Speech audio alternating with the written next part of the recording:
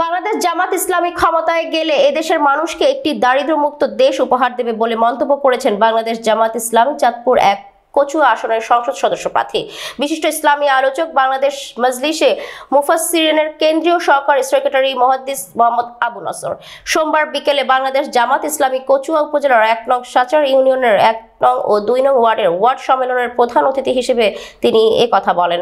তিনি আরো বলেন, স্বাধীনতার ৫৩ বছরের বাংলাদেশের মানুষ এখন পর্যন্ত স্বাধীনতা হতে পারেনি।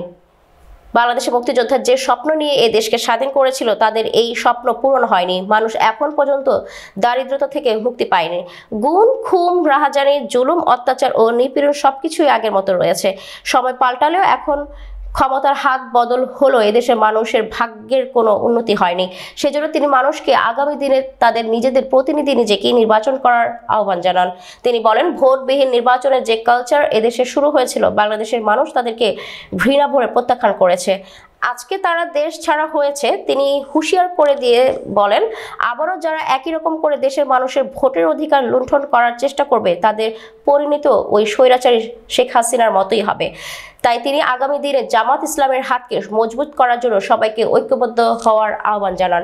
১ নং সাচার ইউনিয়নের আমির মীর মোহাম্মদ ওয়াহিদুজ্জামানের সভাপতিত্বে এবং বাংলাদেশ ইসলামী ছাত্র শিবির চাঁদপুর জেলার সাবেক জেলা সভাপতি মাওলানা মনির হোসেন হেলালির পরিচালনায় এতে বিশেষ অতিথি হিসেবে উপস্থিত ছিলেন বাংলাদেশ জামাত ইসলামী কচুয়া উপজেলা শাখার আমির অ্যাডভোকেট আবু তাহের মেজবা, নায়েবে আমির মাস্টার সিরাজুল ইসলাম, সহকারী সেক্রেটারি হাফেজ মোহাম্মদ দেলোয়ার হোসেন, ২ নং পাথুইর ইউনিয়নের আমির মাওলানা শহীদুল্লাহ, বিশিষ্ট ব্যবসায়ী গাজী মোহাম্মদ শওকত আলী সহ আরো অনেকে।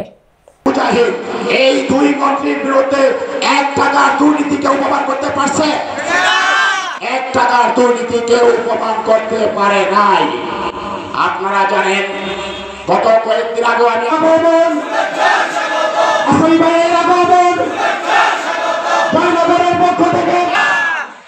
বাংলাদেশ জামাত ইসলামী আজকে ১ নং সাচার ইউনিয়নের ২টি ওয়ার্ড অধ্যাপক মুজিবুর রহমান প্রধান অতিথি হিসেবে উপস্থিত থাকবেন।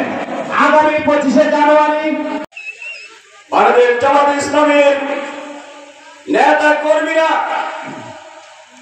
বিগত স্বৈরাচার সরকারের সময় ঠিক মতো ঘরে ঘুমাতে পারে নাই। আমরা শুকরিয়া আদায় করছি যে মনিমা আমাদেরকে ১ নং সাচার ইউনিয়নের ১ ও ২ ওয়ার্ডের কর্মী সম্মেলন করার সুযোগ। আপনাদের সকলের সহযোগিতা, সকলের আজকের এই প্রোগ্রাম পরিচালনা করছেন আপনাদের এই সব মানুষকে মৌলিকভাবে সিদ্ধান্ত নিতে হবে। কারো আদর্শ নয়, কোন নেতা নেত্রীর আদর্শ নয়, আদর্শ মানতে হবে মুহাম্মদুর রাসূলুল্লাহ সাল্লাল্লাহু আলাইহি ওয়াসাল্লাম। এই কথাটা কত পার্সেন্ট সঠিক? ১০০% জবাব তো দেন নাই। কত পার্সেন্ট সঠিক?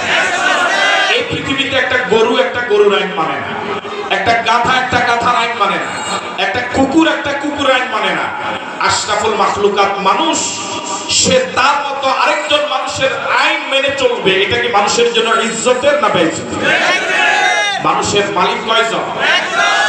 মালিক কে? আমাদের দায়িত্ব হলো মালিকের আইন মেনে চলা। ঠিক আছে কথা? আমরা কি সবাই আজকে স্বীকৃতি দিতে পারি যে আমরা যেহেতু আল্লাহর গোলাম, আমরা আল্লাহর আইন মেনে চলবো? ঠিক আছে কথা? যেই দল আল্লাহর আইন অনুযায়ী সমাজ এবং রাষ্ট্র পরিচালনা করার ওয়াদা করে, আমরা তাদের সাথে থাকবো।